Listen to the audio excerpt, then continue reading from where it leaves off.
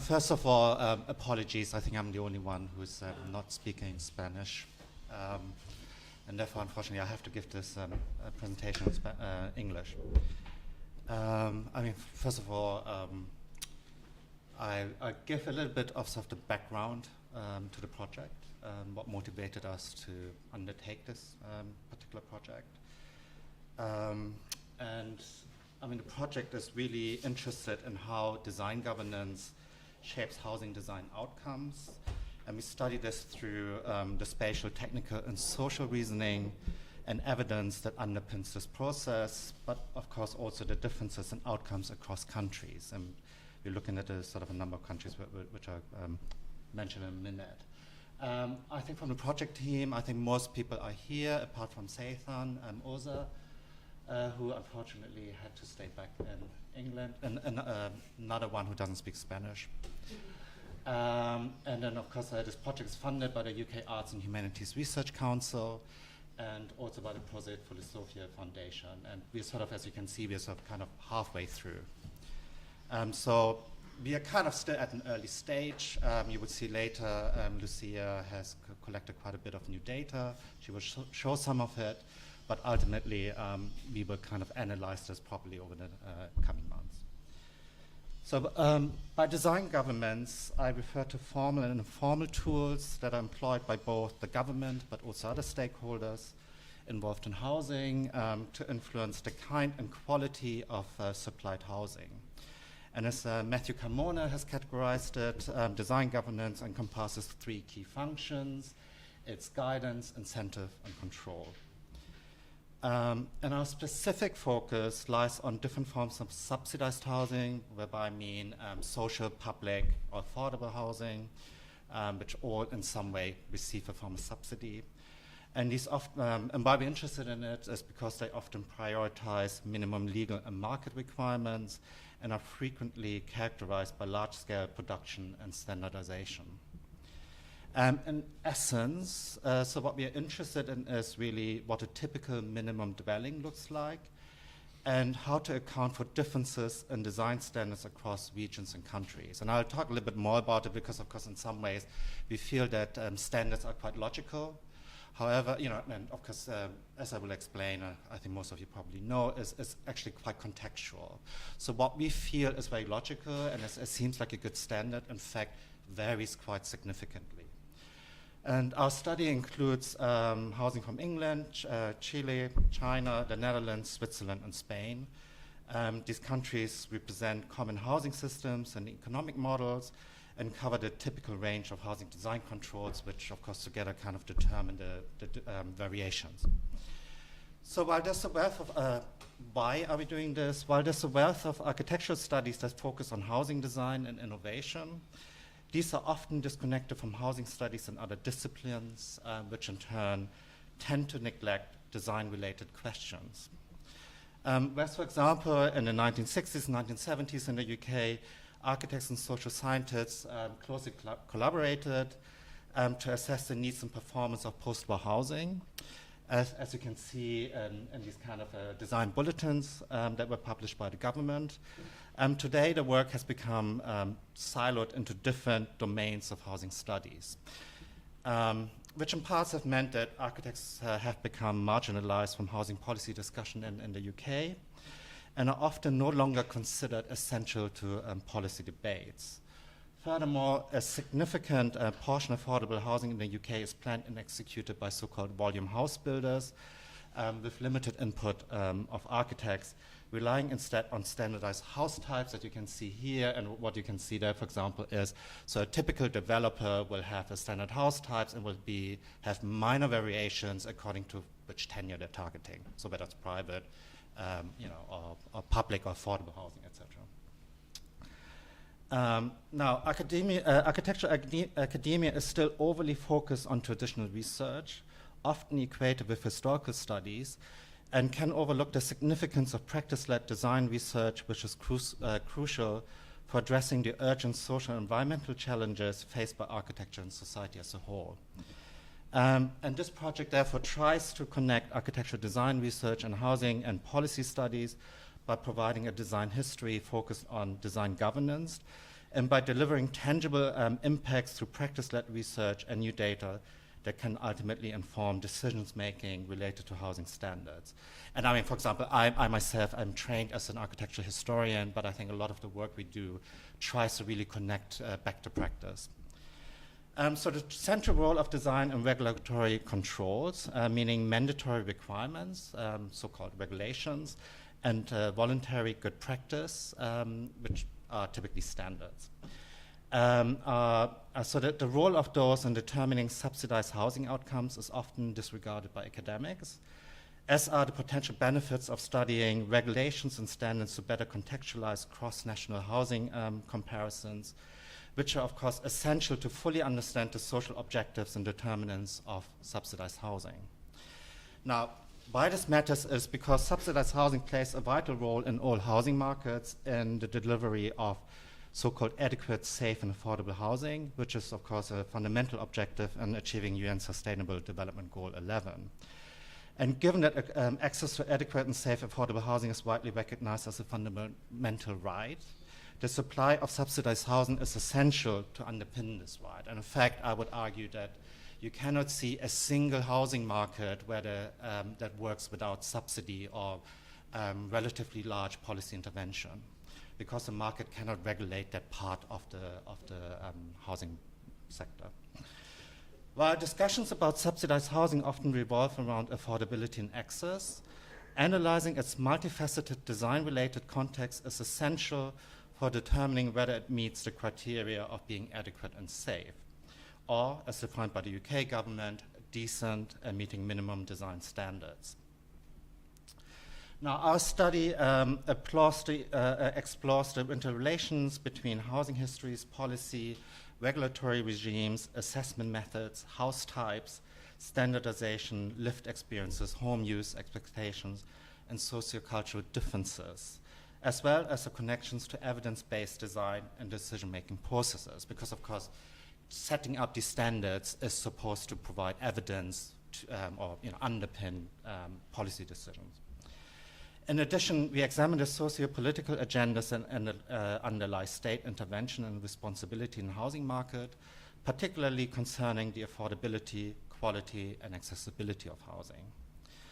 In practical terms, this project is driven by the seemingly straightforward problem of defining what constitutes good design and a decent home. Especially in the context of recent COVID-19 lockdowns and the climate crisis, there's a broad consensus that well-designed homes are critical in addressing key societal challenges related to socioeconomic inequalities and environmental concerns. Now, housing quality significantly impacts the health, well-being, safety, comfort, productivity, but of course also education attainment, economic stability, and overall quality of life for individuals and households. Of course, I think there is nobody who would disagree with that. But in fact, it's incredibly difficult to try and measure this or connect that. Despite this general consensus, there have, however, significant divergencies in specific housing-related priorities of different housing stakeholders, which, along with the existing housing systems and policies, determine the types of housing that is available to buy or rent. For example, developers may prioritize profit, long-term housing providers, maintenance, policymakers, housing deficits, regulators focus on health and safety, homeowners on wealth creation, and renters on affordability. However, the interests and expectations of housing can vary widely within each stakeholder group and change, of course, over time. And thus, defining, measuring, and regulating standards for decent homes is a challenging task in practice. In general, two distinct approaches to the control of subsidized housing relative to other sectors exist, reflecting differences in regulatory cultures in each country. First, some countries have so-called differentiated design controls, which separate or have additional requirements for subsidized housing. Second, other countries employ universal design controls that apply equally to all housing sectors. Now, in Western countries, differentiated design controls correspond to so-called dualist rental systems, while universal controls align with integrated rental systems as defined by Jim Kameny. Now, integrated rental systems provide wide access to subsidized housing. It's not limited, therefore, just for those people in need, but have different kind of criteria. In countries in Europe that use universal design controls to reduce differences between private and social housing design, because they have the same regulations, have the lowest home ownership rates. In contrast, dualist rental systems such as England have high owner occupancy rates and differentiated design controls that lead to greater differences between private and social housing. Now, so in regulatory cultures, prioritize market self-regulations, which I earlier said is actually relatively difficult, if not impossible. Policy interventions are reserved for significant market failures. And this results in housing systems with greater sectoral differences in dwelling size and housing quality. Now, I mean, I won't go into detail in this, but it's not always obvious. For example, in England, affordable social housing and subsidized housing might be bigger than private housing. It depends on the context. It also leads to a residualization of subsidized housing, reducing it to a function of a safety net. And subsidized housing tends to be stigmatized and in less desirable locations with fewer infrastructure and service provisions. That's very common, I think, across the world. There are few exceptions. There are places probably like Dubai. These characteristics are typical of countries with so-called neoliberal housing policies, such as England and Chile. Now, many countries use standardized design solutions, mandatory design requirements, and voluntary good practice guides to control housing design. These design regulations include technical housing standards that control various aspects essential to decent housing provision, such as space, amenities, functionality, etc. And I think we saw, some of these examples in the previous presentation. And of course, increasingly, it has to do with environmental performance.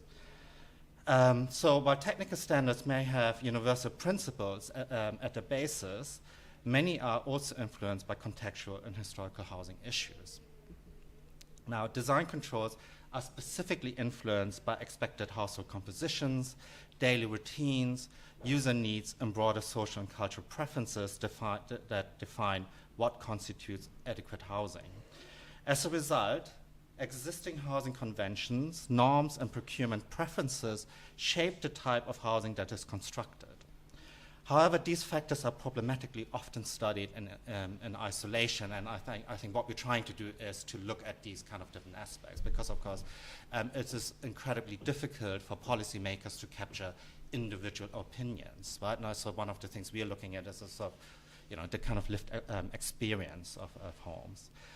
The design of subsidized housing is typically governed by three types of regulatory instruments, which are standards for dwelling sizes, functional requirements such as room sizes, dimensions, and furniture schedules, but also, of course, performance requirements, and standard unit or block plans, so literally design plans that get repeated. They both reflect on an evolution in housing markets. From England, you would have seen in the 19th century a use of standard plans. Of course, in the early 20th century, they introduced space standards. But in reality, what you see is quite often a mixture of these kind of different tools, right? So even though in regulatory terms you don't strictly use standard plans, of course they're still in use in guidance documents. Design controls typically include dwelling size standards, often in conjunction with either additional functional requirements or standard unit plans.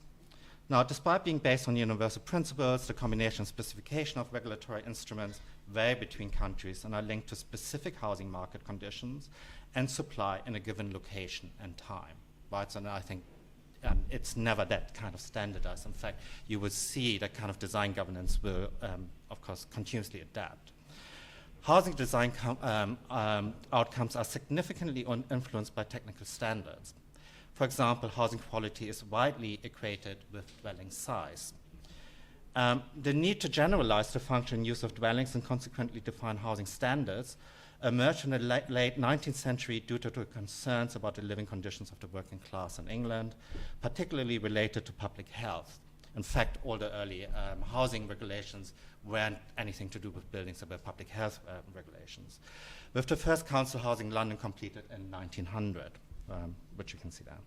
Now, in England, the development of housing standards became fully realized in the first half of the 20th century through government commissions, housing reports. I won't go into the details of them, but that reflected housing preferences and needs, and of course also reflected the kind of housing typologies that would be created, and the kind of housing program, I think, as you would call it here. For instance, Design Bulletin 6, Space in the Home, which was published in 1963, used anthropometric data to specify minimum dimensions for furniture and space requirements for various activities within homes. This approach translated essential domestic activities, as outlined in the Parker-Morris report, into dimensions and graphical standards reflecting a normative idea of life at home. And what you can see there is these space standards, when they first kind of tried to detail it, in fact created a fictional daily program of how people would behave and use that space. These standards aim to define and protect the minimum usability of dwellings, with a focus on the spatial hierarchies of a nuclear family and gender-based divisions of domestic activities. And of course, we know that today some of these assumptions underlying this are not necessarily relevant anymore, and therefore we also know there are some disconnections or problems with some of these space standards as we have them. This approach was important because it offered a measurable way to assess dwelling dimensions and has become widely adopted as an assessment method ever since. And it's because, of course, what I'm trying to say is underlying it is really a qualitative problem, right? How do we create good standard homes? But in fact, what it has become in some ways reduced to is the numbers we're looking at. And as I said earlier, some of those numbers don't necessarily make sense anymore. In essence, space standards translate housing expectations into measurable minimum floor areas and dimensions. They describe standard housing, particularly in respect to subsidized housing, because especially in the UK, of course, standards are predominantly linked to subsidies, not the private sector. However, the assumption about home use and activities on which these standards were based are often no longer still relevant. And we need, I believe, a better understanding of housing quality in relationship to these kind of wider questions around use. Housing quality and lived experiences of homes are inseparable, therefore, from the moral encoding or order of domestic design. Historical studies like Charles Booth's social cartography in the maps descriptive of London poverty showed how social classes and economic and moral standing could be mapped to the homes they live in, right? So there's a spatialization of social behavior. The Tudor Walters report in 1916 instrumentalized this socio-spatial connection by determining the space standards needed to improve the life, but also behavior of lower classes, a concept that was refined by the Parker-Morris report in 1961 and Design Bulletin 6 that I spoke about earlier. Now, one of the challenges with space standards is that rather than being aspirational, they often become immediately prescriptive, setting minimum dwelling sizes that do not necessarily ensure usability. But it's important to note that how standards and housing quality are determined varies significantly between countries. Local housing solutions are shaped by specific historical events. Now, comparing, for example, typical dwelling sizes prescribed by common design controls reveals these significant differences. For instance, the standard unit size for a two-person dwelling is 14 to 22 square meters in Hong Kong, 20 to 28 square meters in France, 49 square meters in Canada, and 55 to 65 square meters in Australia. So a significant variation. Not going into the context, but as you can imagine, of course, has to do with land values, et cetera, et cetera. But these variations affect the available space per person, impacting dwelling usability and flexibility. Room standards and required activity zones also differ significantly. Right, so I think that kind of belief in rationality that there is a certain use area that we need around furniture and activities, in fact, is relative. Now, for example, the minimum size of a double bedroom ranges from 9 square meters in France to 12 square meters in Scotland. a significant 3 square meters. In Australia, the Queensland Social Housing Design Guide of 2017 requires a minimum 19 centimeters wide movement area next to the bed, but for coming out of the bed, getting changed, dressed, etc. The London Housing Design Guide of 2010, which is still in use, a mere 40 centimeters. So there's just enough space to actually come out, out of your bed. These differences are only partially explained by housing provider tenure or target groups. I mean, basically what we simply call housing systems, especially in countries with universal design controls, and often reflect changes in or different economic and socio-cultural norms. Dwelling layouts, and I think this is in parts also what the project is interested in, is understanding why certain things are acceptable in one place but not acceptable in another one. Dwelling layouts are a direct reflection of design controls, providing insights into the socio-spatial reasoning behind space standards and assumption about dwelling use. Now, subsidized housing systems and design controls, while theoretically universal, are shaped by contextual factors, as I said, including regulatory cultures, housing supply and cost, socio-technical norms and standards, socio-spatial practices, and sociocultural conventions. Design research often offers frameworks for analyzing these aspects, highlighting the contextual and nuanced nature of subsidized housing objectives, challenges, and outcomes by providing tangible evidence of housing inequality and successes. Because I would say is, yes, we can look at the overall statistics, but of course also we need to actually look at the individual experiences. I think that's something that Lucia and Consuela will show a little bit more. Now, so to put it quickly and a little bit into context in England, we looked at the compliance rates of homes in London with space standards. We did it both in respect to the space standards when they were built, but also the current space standard. Why that was interesting to us is because London has has a very old housing stock. Almost 60% of the housing is completed before the end of World War II. And of course, a lot of the properties have been significantly changed, right? They've been subdivided, extended, et cetera, et cetera. And there is not actually any consolidated data of how these properties look like or perform. Now, the other thing that's of course interesting is people in England do not think about the properties in terms of square meterage. They only count the number of bedrooms. If you've been ever to England, you will know that, right? So it's very unusual. In fact, normal people have a very poor sense of how big a place is. Yeah, now, anyway, so what we're interested in is, what you can see is, in fact, what we found is there's a 51%, there's an overall 61% of failures of those buildings to meet current space standards.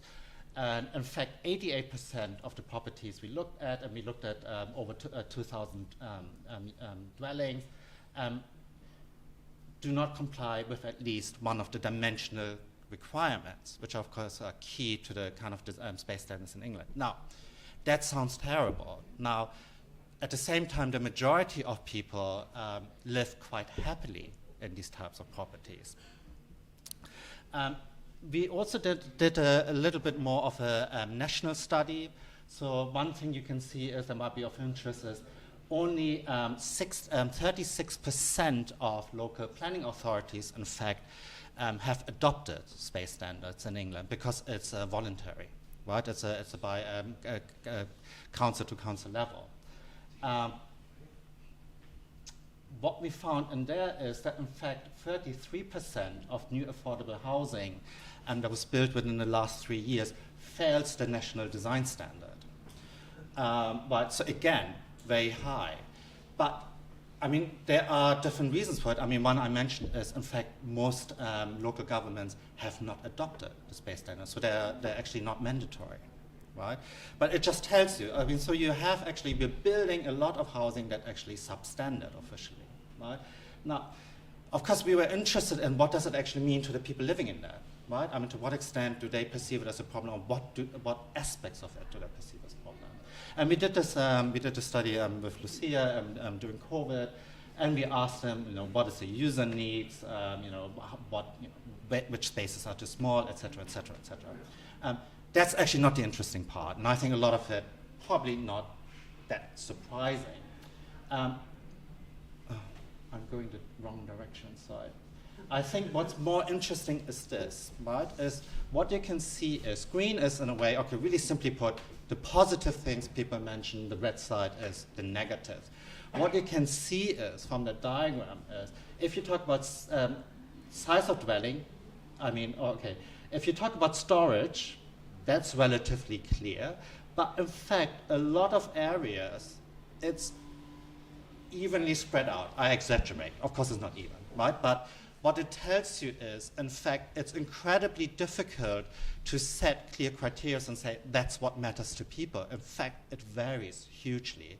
And this is, I think, something that's really important to understand. So, in our interviews, we realize that someone not having a living room, sharing with a lot of other people, they're perfectly happy, and they will say, no, this is big enough for us. Of course, it's because they're students sharing, right? So this is the expectation.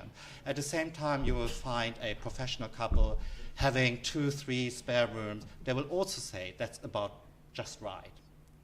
So therefore, I think trying to regulate these things raises a lot, trying to regulate what standards should be raises a lot of questions. I think those go far beyond just the dimension.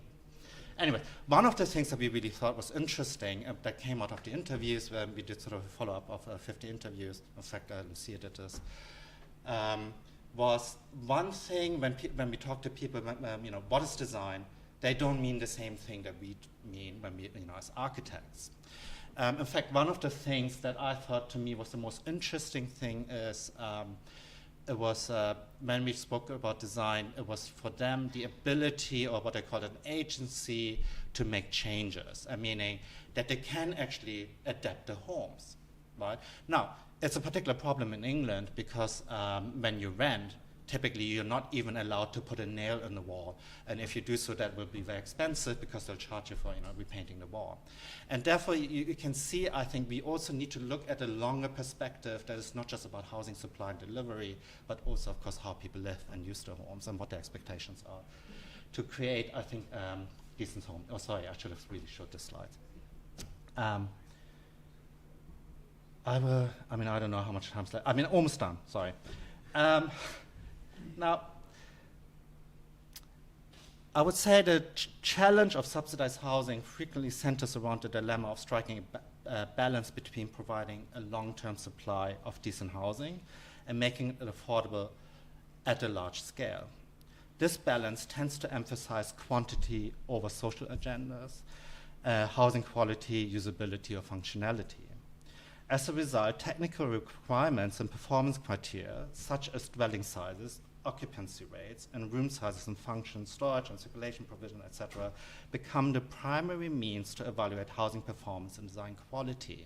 And of course, as I tried to point out, it makes sense from a regulatory point of view, and even in a strange way from an architecture point of view, probably. But in fact, there are a lot of shortcomings. Now, however, to establish the true costs and benefits of housing, it is crucial to consider contextual socio-technical differences in housing design and functions, as well as the social and environmental values that housing creates. In other words, I think we need to think about what are the long-term costs of housing. And of course, this is in some ways also an intergenerational problem, rather than just a mere problem of fixing deficits today, or retrofitting things, or just setting up targets. In England, we have a 2050 target for net zero. Of course, that's not us doing it. In fact, it's the next generation who will be responsible for it. But I think, so these are, I think, this kind of interrelationship of some of these problems. And as I said, this Lucy and Consuelo will, I think, talk about some of those things a little bit more. I'll end here. So I think the point I was trying to make is, I think for our project is we are trying, I think on the one hand we are quite interested in very technical questions, but I think at the same time we are also trying to link it to, I think, what I would say is larger questions around what's the kind of social challenges, but I think also social ambitions that we have to have with housing. And I think once we start looking at this, I think we can. I think it raises a lot of questions, not just about policy and our expectations, but also I think the way we design homes. Thank you.